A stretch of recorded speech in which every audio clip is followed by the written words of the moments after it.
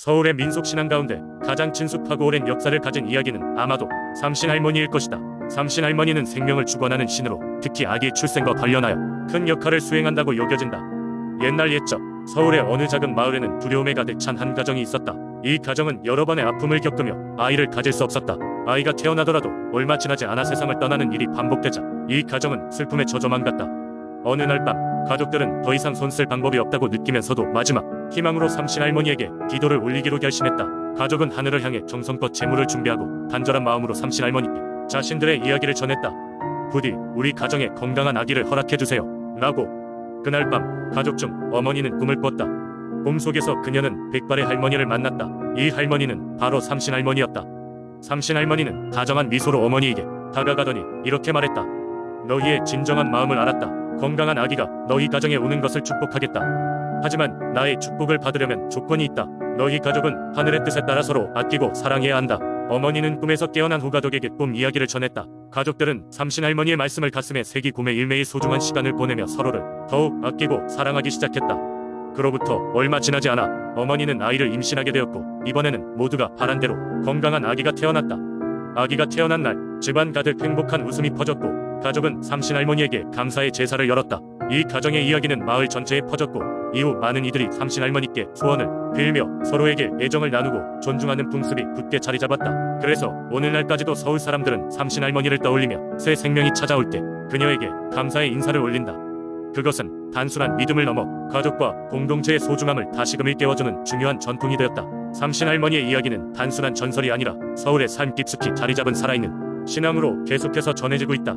두 번째 이야기, 옛날 옛적에 산속 깊은 곳에 작은 마을이 있었다. 이 마을 사람들은 자연과 조화롭게 살아가며 세상의 모든 존재가 생명과 신비로 이어져 있다고 믿었다. 그리고 무엇보다도 이 마을 사람들은 달을 숭배하였다. 그들이 믿기로는 달이 그들의 농작물에 영향을 주고 바다와 강의 물길을 바꾸며 사람들의 운명을 결정짓는다고 생각했다. 이 마을에는 달과 특별한 인연을 가진 여우가 있었다. 사람들은 그녀를 달여우라고 불렀다. 달여우는 보통의 여우와는 달랐다. 그녀는 은빛 털을 가진 눈부시게 빛나는 존재였다. 마을 사람들은 그녀가 달의 사자가 아닐까 생각하며 그녀에게 경외심을 품었다. 달 여우의 전설은 이렇게 시작된다. 어느 달 밝은 밤 마을에서 재배한 곡식을 달에게 바치는 제사날이었다. 사람들은 곡식을 한데 모아 언덕 위에 쌓아두고 달에게 소원을 빌며 축제를 열고 있었다. 바로 그 순간 갑작스럽게 먹구름이 몰려와 달을 가리고 비가 내리기 시작했다. 마을 사람들은 불안한 마음에 서로를 바라보며 이 갑작스러운 변화가 무엇을 의미하는지 알지 못했다. 그때 숲속에서 은빛의 무언가가 나타났다. 그것은 바로 달여우였고 그녀는 하늘을 향해 우렁찬 소리로 울부짖기 시작했다. 신비로운 그녀의 울음소리는 공명을 일으키며 빗물에 젖은 대지 위에 힘찬 에너지를 불어넣었다. 그러자 구름이 사라지고 달이 다시 빛을 드러내며 하늘은 다시 순식간에 맑아졌다. 마을 사람들은 달여우가 제사를 올바른 길로 인도해 주었다고 믿으며 그녀에게 감사의 마음을 전했다. 그 후로도 오랫동안 달여우는 마을과 달 사이를 잇는 중재자 역할을 하며 사람들의 소원과 자연의 목소리를 전하는 존재로 여겨졌다. 그리고 이 전설은 오늘날까지도 이어져 마을에서는 달여우를 위한 작은 축제가 매년 12월의 보름날마다 열린다. 마을의 아이들은 이 이야기를 들으며 달과 별의 신비로움을 가슴속에 품어간다. 그리고 언제나 어딘가에서 은빛 여우가 달을 품고 있다고 믿으며 자연과 조화로운 삶을 살기를 기원하는 마음을 간직하고 있다. 세 번째 이야기, 옛날 옛적 지금의 부여 땅은 백제인이 고요한 삶의 터전이었다. 이곳은 비옥한 평야와 울창한 숲 그리고 맑은 강물이 어우러져 모든 생명에게 풍요로움을 선사했다. 하지만 백제인들은 이 땅이 단지 자연의 선물만으로 이루어진 것이 아니라고 믿었다. 그들은 이곳에 거주하는 수많은 신령들과 영혼들 덕택에 평화로운 삶을 영위할 수 있었다고 여겼다. 그러던 중 부여의 한 농부인 강철이 있었다. 그는 백제의 평범한 농부로 언제나 아침 일찍 일어나 밭일을 시작하며 부지런한 삶을 사는 사람이었다. 어느 날 강철은 평소처럼 이른 새벽길에 나서 물고기를 잡기 위해 근처 강에 나갔다. 평소처럼 낚시를 준비하던 중 불현듯 깊은 물속에서 찬란한 빛이 비치는 것을 보았다. 호기심에 사로잡힌 강철은 더 가까이 가보기로 결심했다. 강물 속에서는 아름다운 여인이 올라오고 있었다. 그녀는 물속에서도 빛나는 백옥 같은 피부와 하늘색 물비늘로 장식된 옷을 입고 있었다. 처음엔 유령이 아닐까 두려웠던 강철은 그녀가 미소를 짓자 그 두려움을 잊었다. 여인은 다가와 자신을 이 땅을 지키는 수호신 중 하나라 소개하며 물속의 여신이라 불리는 존재임을 밝혔다. 물속의 여신은 강철에게 자신이 이 땅의 비옥함을 유지하기 위해 어떤 일을 하고 있는지를 설명하였다. 그녀는 이 땅에 생명이 깃들 수 있도록 수로를 관리하고 물의 흐름을 조절하며 때로는 비를 내리게 하고 가뭄을 예방한다고 했다. 강철은 그녀의 말에 점점 매료되었고 신비로운 존재와의 만남에 경이로움을 느꼈다. 하지만 여신은 강철에게 중요한 경고를 주었다. 이 땅에는 평화를 깨뜨릴 또 다른 존재가 있습니다. 그를 보호신이라 부릅니다. 그는 바람의 신이며 때로는 큰 바람을 일으켜 수확을 망치고 강물을 범람시킵니다. 나는 그를 제지하려 노력하지만 때때로 그의 힘을 막기엔 역부족입니다. 라고 말했다. 이에 강철은 궁금증이 커져 물었다. 어떻게 하면 그를 막을 수 있을까요? 물속의 여신은 응답했다. 이 지역에는 보호신을 달리기 위한 오래된 방법이 있습니다. 바로 축제를 여는 것인데 백성들이 화합하여 바람에 대한 노래를 부르고 그의 기분을 좋게 해주는 것입니다. 라며 이를 통해 기간 동안 보호신이 진정되길 기대할 수 있다고 했다. 강철은 마을로 돌아가 여신과 이 만남에서 들은 이야기를 전했다. 마을 사람들은 대대로 내려온 전설을 되새기며 이를 기리기 위한 축제를 준비하기 시작했다. 신들에 대한 존경을 보여주며 농부들은 더불어 삶의 고마움을 느꼈다.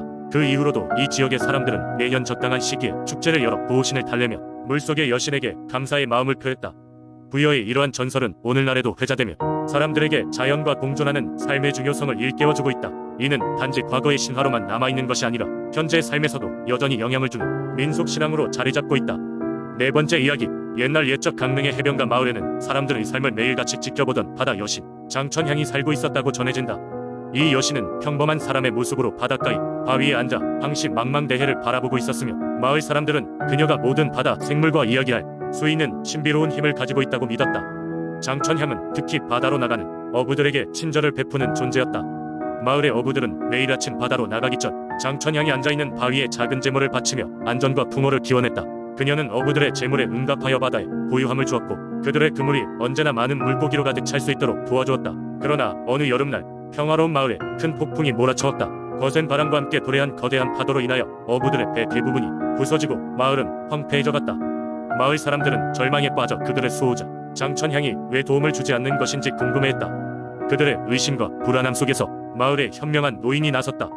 그는 폭풍 중 대양의 분노라 불리는 이 현상이 마을의 사람이 바다의 법칙을 어겼기 때문이라 설명하며 사람들에게 반성의 시간을 가지라고 충고했다. 이후 마을은 일주일간 바다로 나가지 않고 밤마다 불을 놓아 장천향에게 용서를 구하는 기도를 올렸다. 그러던 중 한 젊은 무녀가 꿈속에서 장천향을 만나게 되었다. 여신은 수심 가득한 눈빛으로 무녀에게 모든 것을 털어놓았다.